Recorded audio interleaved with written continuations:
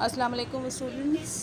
आज हम अपना थ्योरम नंबर 3 सीखेंगे। थ्योरम नंबर 3 आपकी बुक पे पेज नंबर 302 पे है। ठीक है। थ्योरम नंबर 3 में हमने क्या सीखना है? A transversal intersect two coplanar lines such that the pair of alternate angles are congruent. ठीक। तो सबसे पहले इन चीज़ों को सीख लें, ये बोल क्या रहे हैं। सही। तो आपको पता है कि ये क्या है? ये एक लाइन है। अगर ये मैं 2 लाइनें ड्रॉ करती हूँ तो ये कहलाएंगी 2 लाइंस। ठीक।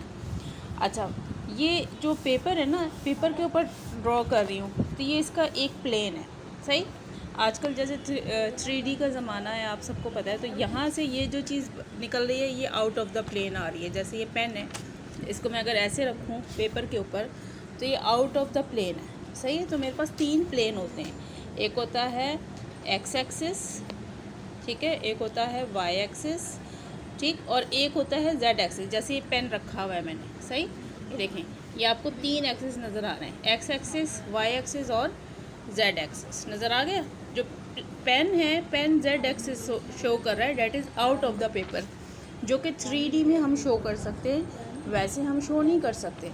तो हमारे पास 3 एक्सिस होते हैं। या अगर आप इसको जेड को मैं ऐसे शो कर देती हूँ, क्योंकि मैं वैसे तो शो नहीं कर सकती, पेपर पे बाहर निकलता हुआ। तो इस तरह से 3 एक्सिस होते हैं हमारे पास, एक्स वाई जेड। या आप कह सकते हैं हमारे पास कितने प्लेन होते हैं?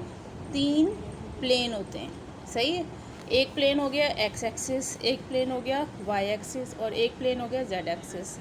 तो अगर किसी एक ही प्लेन में 2 लाइनें पाई जाएँ, जैसे कि ये 2 लाइनें जो कि एक ही प्लेन में पाई जाती है, ये भी एक्स एक्सिस में है, ये भी एक्स एक्सिस में है, तो इन 2 लाइनों को हम क्या बोलेंगे कि ये दोनों लाइनें क्या हैं? कोप्लेनर हैं।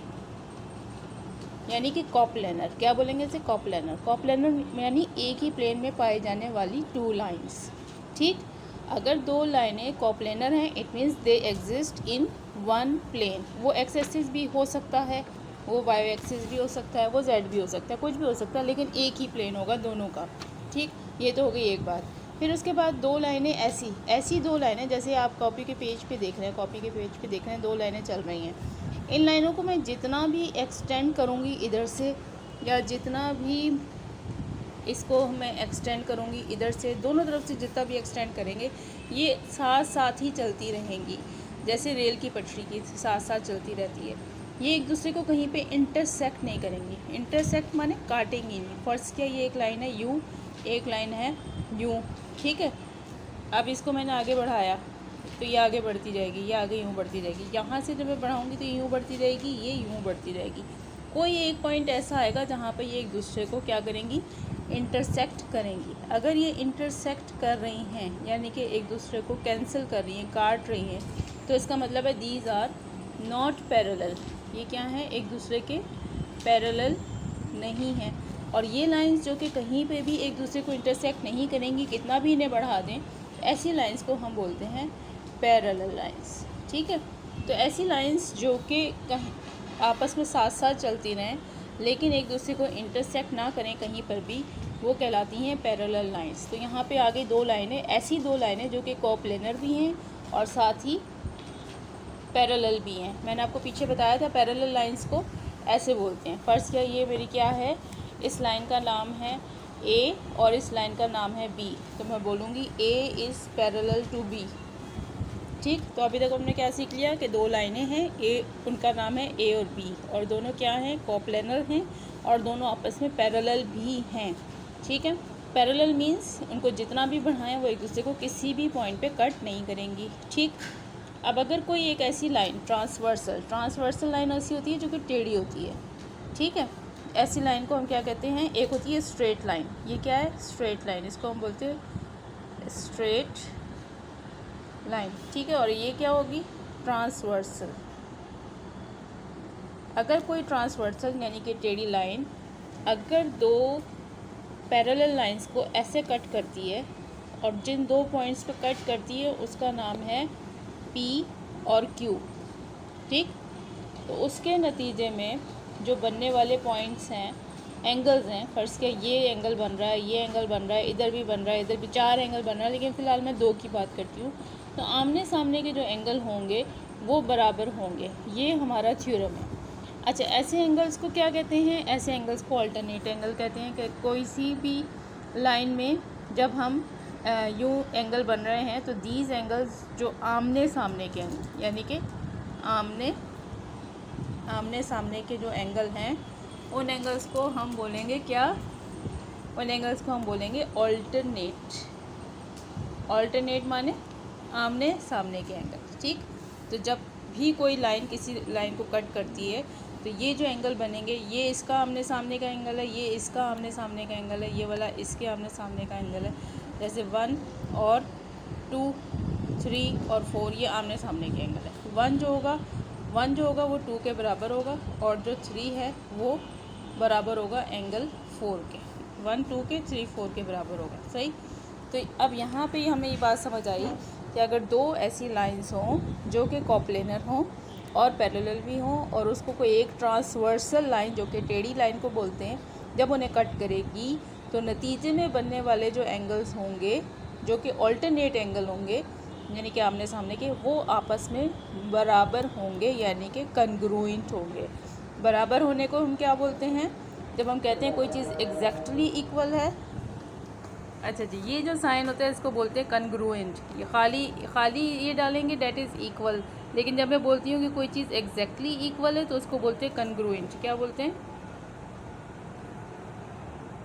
कन्ग्रुएंट, यानी कि एग्जैक्टली इक्वल, ठीक है। अब हम आ जाते हैं थ्योरी। ये सब चीज़ें हमने सीख ली, अब हम थ्योरम की तरफ आ जाते हैं। थ्योरम 3 में क्या बोला है? Transversal intersect two coplanar lines. तो अब आपको समझ आ जाना चाहिए कि दो कोप्लेनर लाइन है जिसको एक ट्रांसवर्सल इंटरसेक्ट कर रहा है, काट रहा है, ठीक है। जब काटता है such that the pair of alternate angles are congruent. तो इस तरह काटता है कि जो ऑल्टरनेट एंगल्स बनते हैं वो आपस में एग्जैक्टली इक्वल होते हैं। तो इसका मतलब ये है कि वो जो पेयर ऑफ लाइंस है वो पैरेलल हैं, ठीक है। अब ये दोनों बातें एक दूसरे के साथ वाइस वर्सा वाली बात आ जाएगी कि अगर लाइनें पैरेलल हैं तो एंगल बराबर होंगे, ठीक है। और थ्योरम नंबर 4 में हमने यही बात करनी है कि अगर एंगल बराबर हैं तो लाइनें पैरेलल। इसमें हम बोल रहे हैं कि अगर एंगल बराबर हैं तो लाइंस पैरेलल होंगी। और थ्योरम नंबर 4 में हम कहेंगे कि अगर लाइनें पैरेलल हैं तो एंगल बराबर होंगे। यानी इसी बात को हमने थ्योरम नंबर 4 में करना है वाइस वर्सा के चक्कर की तरह से, ठीक है। कि अगर ये चीज़ है तो ये चीज़ है, तो यहाँ पे उसमें उलट दिया है, सही। अब यहाँ पे हमें गिवन में पता है कि हमारे पास दो लाइनें हैं AB और CD, ठीक है, जो कि दोनों कोप्लेनर हैं, ठीक। और इसके नतीजे में बनने वाले जो एंगल हैं 1 वो बराबर है 2 के, ठीक। अब हम इसके लिए इसको साबित करना, हमें क्या साबित करना है? प्रूफ ये करना है that AB is parallel to CD। ये बात साबित करनी है। इस बात को साबित करने के लिए हम कहेंगे कि फ़र्ज़ किया कि वो पैरेलल नहीं है। दूसरी कंडीशन तो यही हो सकती है ना कि भाई ABCD आपस में पैरेलल नहीं है। अगर वो पैरेलल नहीं है तो इसका मतलब है कि कोई ना कोई एक पॉइंट आगे जाके ऐसा ज़रूर आएगा जहाँ पे वो एक दूसरे को कट करेंगे, सही। अब यही कंडीशन हो सकती है ना कि ये पैरेलल है। अगर ये पैरेलल नहीं है तो इसका मतलब है, तो दूसरी कंडीशन यही हो सकती थी कि ये पैरेलल नहीं है। अगर नहीं है तो इसका मतलब है कि कोई एक पॉइंट पे जाके एक दूसरे को कट तो करेंगे ही करेंगे, सही। तो हम दूसरी कंडीशन को कंसीडर करते हैं कि फ़र्ज़ किया कि ये पैरेलल नहीं है दोनों लाइनें। अगर ये पैरेलल नहीं है तो इसका मतलब है कहीं ना कहीं पे कट करेंगी। फ़र्ज़ किया कोई पॉइंट R है जिस पे एक दूसरे को कट कर रही हैं, तो इसका मतलब है बाहर एक ट्रायंगल बन गई PQR, ठीक। यहाँ अगर वो किसी पॉइंट पे कट कर रही है तो फिर तो एक ट्रायंगल बन गई PQR इस तरह की, ठीक। थ्योरम नंबर 2 में हमने पढ़ा था कि किसी भी ट्रायंगल का जो इंटीरियर एंगल होता है वो एक्सटीरियर एंगल से छोटा होता है। यानी किसी ट्रायंगल का, अगर ये एक ट्रायंगल बन गई तो फिर तो एंगल नंबर 2 इंटीरियर एंगल हो गया और एंगल 1 एक्सटीरियर एंगल हो गया। थ्योरम नंबर 2 में हमने प्रूव किया कि इंटीरियर छोटा होता है एक्सटीरियर एंगल से, ठीक। अगर ये दोनों लाइनें पैरेलल नहीं हैं और किसी पॉइंट पे एक दूसरे को कट कर रही हैं तो नतीजे में एक ट्रायंगल बन जाएगी और उसके नतीजे में एंगल 2 इंटीरियर एंगल हो जाएगा और एंगल 1 एक्सटीरियर हो जाएगा, जो कि थ्योरम 2 में हम प्रूफ कर चुके हैं कि फिर ये दोनों बराबर नहीं होंगे। जबकि गिवन में हमें पता है that angle 1 is equal to given में हमें पता है that angle 1 is equal to angle 2, ठीक। इसका मतलब है ऐसा पॉसिबल नहीं हो, एक वक्त में दोनों कंडीशंस पॉसिबल नहीं हो सकती, लिहाजा वो दोनों लाइनें, ये सपोज़ करना कि दोनों लाइंस पैरेलल नहीं है, कहीं पे कट कर रही है, ये पॉसिबल नहीं हो सकता, लिहाजा दूसरी कंडीशन आ जाती है कि वो पैरेलल हैं, सही। इस तरीके से हम थ्योरम को प्रूव करेंगे, ठीक। अच्छा जी, स्टेटमेंट में आ जाएंगे कि हमारे पास एक ट्रायंगल है APQR, जिस पे 1 एक्सटीरियर एंगल बन जाता है फिर, और 2 इंटीरियर बन जाता है, फिर तो 1 को बड़ा होना चाहिए 2 से, जबकि हमें गिवन में पता है, ये आगे सारी स्टेटमेंट जो मैंने आपको बताई थी वो रीजंस के साथ है कि फिर तो 1 को 2 के बराबर होना, लेकिन गिवन में हमें पता है कि 1 तो 2 के बराबर है, ठीक। तो एक ही वक्त में दो स्टेटमेंट्स तो ट्रू नहीं हो सकती, इसमें से कोई एक ही ट्रू हो सकती है। साइमल्टेनियस माने एक ही वक्त में दोनों कंडीशंस नहीं अप्लाई हो सकती, कोई एक ही हो सकती है, ठीक है ना। लिहाजा हमारी जो असम्पशन थी कि भाई ये दोनों पैरेलल नहीं है, वो रॉन्ग है, और उसके नतीजे में साबित हुआ कि अगर 1 2 के बराबर है तो इसका मतलब ये हुआ कि सी और डी एक दूसरे को कहीं पर भी इंटरसेक्ट नहीं कर रही हैं। अगर इंटरसेक्ट नहीं कर रही हैं इसका मतलब है कि दोनों लाइंस एक दूसरे के पैरेलल हैं। तो थ्योरम यहाँ से शुरू होगा, यहाँ डायग्राम बनानी बहुत लाजमी है, ये बनाने की ज़रूरत नहीं है, और यहाँ से ये होते हुए ये स्टेटमेंट, ये रीज़न, सब कुछ करते हुए यहाँ तक, बस ये आपने लिखना है। पूरे 10 नंबर का थ्योरम आएगा, एज़ इट इज़ याद करना है, डायग्राम से लेके समझना है, रट्टा नहीं लगाना है, और इसको बहुत अच्छी तरीके से तैयारी करके इसका टेस्ट करना है, ठीक है।